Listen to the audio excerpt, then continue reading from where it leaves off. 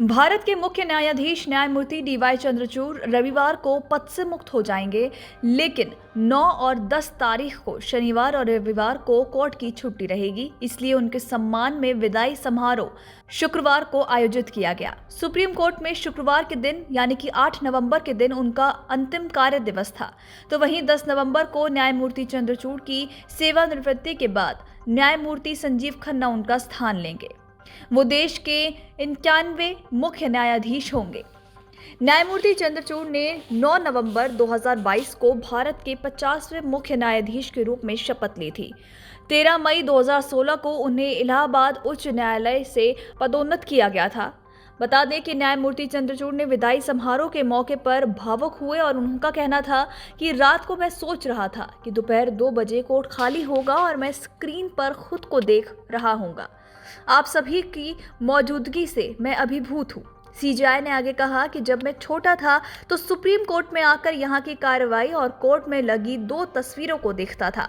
उन्होंने कहा, Bombay high court में भी न्यायमूर्ति चागला का बहुत प्रभाव था। उन्होंने आगे कहा कि हम सभी यहाँ यात्रियों की तरह हैं, जो कुछ समय के लिए आते हैं और अपना काम करते हैं, फिर चले जाते हैं। कोर्ट के रूप में यह संस्थान हमेशा चलता रहेगा और इसमें विभिन्न विचारों वाले लोग भी आते रहेंगे। मुझे पूरा भरोसा है कि मेरे बाद न्यायमूर्ति खन्ना इस संस्थान को मजबूती और गरिमा के साथ आगे बढ़ाएंगे।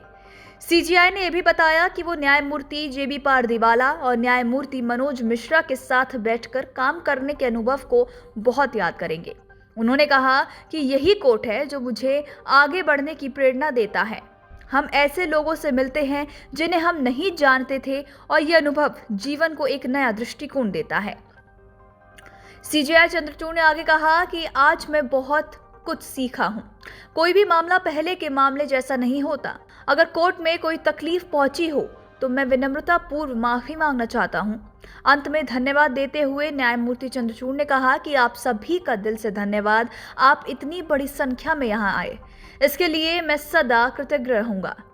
आपको बताते चले कि न्यायमूर्ति चंद्रचूड़ के विदाई समारोह में सुप्रीम कोर्ट बार एसोसिएशन यानी कि SCBA के अध्यक्ष कपिल सिब्बल ने भी कहा कि हम किसी भी जज की आलोचना कर सकते हैं, क्योंकि जीवन में संपूर्णता नाम की कोई चीज नहीं होती।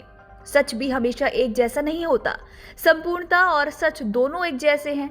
हमें किसी व्यक्ति या जज का मूल्यांकन उस समय और हालात के आधार पर करना चाहिए जिसमें हम जी रहे हैं।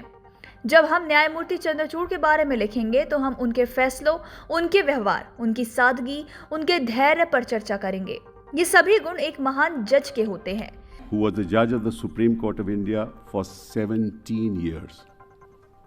He became a judge in 1978 and he left office in 1985. And he was Chief Justice for 7 years and 14 days.